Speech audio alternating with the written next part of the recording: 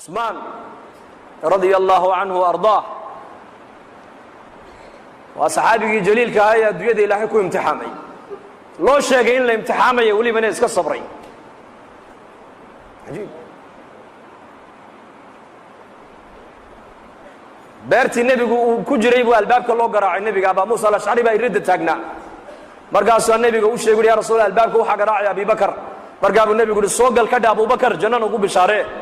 hadana Abu Musa halkii buu fadhiistay hadana waa la garaacay waayo waa Umar waa ku soo idan qaadiye uu kaadi ya rasuul Umar baa albaabka jooga soo gal ka dhaab jannada ugu bishaaree hadana waa la garaacay ya rasuul waayo waa Usmaan baa albaabka taagan u bishaaree janno balaayaa siibi doontana u bishaaree buu rasuulku yiri markii loo sheegay leeyahay nabigu jannana uu kugu bishaareynaya adduunyadana balaayo iyo masiibo kugu dhici doonta wuxuu ku jawaabay Allahul musta'an Allahul dad safka hore ku wada tukataan ama mid meelaha iska barjayo qaraabadiina hadduu laba jeer ku yiraahdo warniyo manaan baa kugu arkado baabur kula qalima ka waran waxaad oran waraadu noloshidaad ka xuntay idaay karqabatee Soomaa waad ka raacsan waa mid meelaha iska barjayo qaafila oo masaajidada iyo diinta Ilaahay cilaaqo la lahayn hadduu laba jeer riixun ku sheegaa saa u nixo sida u qarqariyo ruuxba ku dhacaya Muhammad alayhi salatu wassalam saadiqul masduuq baa u sheegaya inuu balaaya adduunyada ku asiibi doonto waxa uu leeyahay hadana Allahul musta'an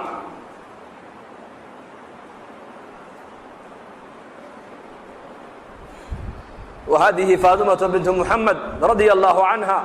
سيدة نساء هذه الأمة في الجنة أزواج النبي عليه الصلاة والسلام والنبي قد حفظيه أي فاطمة النبي أصوغ شيء ويكفر يستي ويدنكتي ودنكتي النبي عليه الصلاة والسلام إن انتيسي مرقاسو كالي فاطمة يرمى خو شاقي دكتو وحو شاقي وعيد الوان للما قد فاطمة عائشة أركيسة أم المؤمنين رضي الله عنها مرقابو النبي يقول هذا كالي فاطمة ريك لان خو شاقي دكتو وحكا له شاقي إسلام مركيبة فاطمة هذا ويقص الشيء إيه فرح علي عائشة مالين دنبا u yeedhay oo diraarintii maalintaadii aabahan dhex martay ee marna ku oyday marna aad ku farxaday ii sheeg markaa bay tiri hooyo ku sheegi maayo sirtaas aniga iyo nabigeena naga dhaxayso kuma sheegayo walaakin Aisha may halmaamine markii nabigu kaleey salaatu wasalaam adduunyada uu ka intiqaalay ay maalin u yeedhay ka tiri maadaama nabiga adduunyada ka intiqaalay sirtii adii nabiga naga dhaxayso maanta inaad sheegto way ku banaantay ii sheeg markaas ay tiri hadda waan ku sheegaya arrin sirta u horeysay kaliilmeeyo waxay ahayd waxa uu sheegay geeridiisu uu sheegay inay dhowdahay dadna waan ooyay bay tiri oo intaad ugu arkayseen sirta labaad uu sheegay ku farxay waxay ahayd wuxuu igu yiri ha ooyin Faaduma ay aamus miyaanad raalli ku ahayn haweenka ummadda nabi maxamed ee jannada galaya gabadha ugu darajo sareysa ugu barwaaqaysan in Ilaahay ka dhigay miyaanad raalli ka ahayn raalli baan ahay tiri riwaayad kalena wuxuu nabigu ku yiri haweeney aamus Faaduma ehelkayga qofka dhimashada igu soo xigay adiga aamus igu yiri dadna waan farxay bay tiri qof dhimashadiisi loo sheego farxaya ka warramay intuu diyaar garoobay qofkaas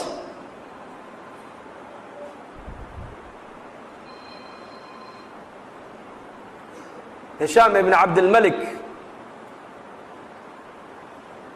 ayaa u yeedhay Abu Hazim Yazid al-Raqashi wuxuu su'aal baan ku weydiin buu yaa sheekh ma lana nakrahu al-maut hadana anagu boqorro aan nahay maxaan dhimashada u karaxnaa buu yiri dhimashada waa ka cabsanaay zamankaas waa taabiciinti waa qurunti hore weeyaan madaxda umba nolosha adduunyada jeclayde caamada muslimiintu aakhirada inay tagaan bay jeclaayeen maanta zamankeenna faqiirka aan gurigiisa caawa waxba aanan oolin inuu aakhirada diyaar ma u yahay faqiir hatta quuta اليوم aan haysan hadii la yiraahdo aakhirada diyaar ma u tahay maybe oran inteen halka fadhiday masaajidka joogta hadii halka hadda malag soo taga malag oo yiraahdo intiinaas Ilaahay raalli buu iniga noqday albaabadii jannadana waa la inii furay ayaa u diyaaray imikada inuu gal hadii la yiraahdo ka warrama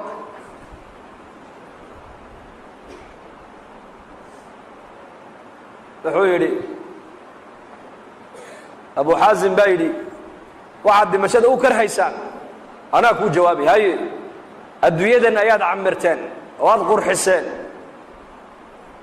aakhiradiina waad iska kharribteen oo waad baabi'iseen marka daarta aad qurxisateen aad camirteen inaad ka tagtaan daar aanan waxba iniga dhisnayn oo niga baaba'san oo niga hallowsan inaad u guurtaan dee oggolaani maysaan buu ku yidhi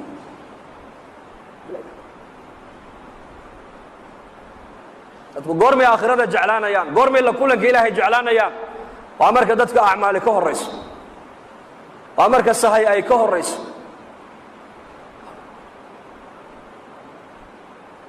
abu dar baa odhan jiray saddex baan adduunyada ugu jecelaha dadkuna way karhaan dhimashada iyo faqriga iyo bugtaanta saddexdaa dadkoo dhan way dhibsadaan aniguna waan jecelahay buu yidhi maxaad la jeceshahay baa lagu yidhi oo waxaan la jecelahay faqriga waa tawaaduc buu yidhi tawaaduc baa laga helaa faqriga xanuunka waxaan la jecelahay waa dembi dhaaf kullamaa qofka mu'minku xanuunsadaba dembi baa laga dhaafaa dhimashadana waxaan la jecelahay maad garanaysaan buu yidhi maya noo sheeg la kulanka rabbigay baan jecelahay buu yidhi laana dadkaasi waxbay qadimteen iyaku maalintuu dhimanaya abu dar cidla cad buu keligii ku dhintay meesha ribda la yidhaah xaaskiisii buu u yeedhay isagoo sakaraada way ku dul oyday markaasuu ku yidhi naa maxaad la ooyeysaa markaasay ku tidhi kaama maarmi karo kuma maydhi karo kuma aasi karo mara kafan kuu noqotona kuma hayo markaasuu ku yidhi dhegayso halkaa u bax tuurkaa u bax tuurkaa u bax buu ka yidhi safar jamaaca mu'miniina soo mari doontee kuwaaba aniga i aasi doonee iigu yeedh buu ka yidhi markaasay ku tidhi xaggee dad aan ka arkaa bay tidhi xaggee dad ka soo maraan xilligan jidka xaajigii xajka ka noqonayna uu go'ay haddee toole oo xajkiina mar horaa laga noqdee dadka dariiqa soo marayaad sheegaysa waa dadkee bay ku tidhi nayaa i dhegaysa buu yidhi koox anigu aan ka mid ahay annagoo masjidka dhex fadhina oo xalaqad fadhina ayuu nebigu nagu soo baxo wuxuu yidhi mid baa iniga mida ininka keligii cidlo ku dhimani doona keligii buu cidlo ku dhimani doonaa aaskiisana jamaacad muslimiin oo mu'miniina ayaa ka qayb geli doonta raggii maalintaa aan la fadhiyey nin kasta uu dhintay nin magaaluu ku dhintay nin tuuluu ku dhintay nin reerkiisiibuu ku dhintay ninka cidlada ku dhimanaya nebigu sheegay ee jamaacadda mu'miniintu aaskiisa ka qayb geli doonto waa anige ordoo tuurka u baxo jamaacaddii nebigu sheegay baa soo mari doontay iigu yeedh buu ka yidhi bal sida hadalka nebiga u rumaysan yihiin dadkaas muslimiinta maanta adduunyada joogta iyo muslimiinta qarniga caalamka joogtay farqiga inoo dhexeeya waa yaqiin khabarka nebi maxamed ay ka maqleen ayay boqolkii boqol iyo ku rumaysnaayeen boqolkii boqol ninkii nebigu uu sheegay buu yidhi waa aniga ee cidlada ku dhimanaya raggii kaleo dhan way wada dhinteen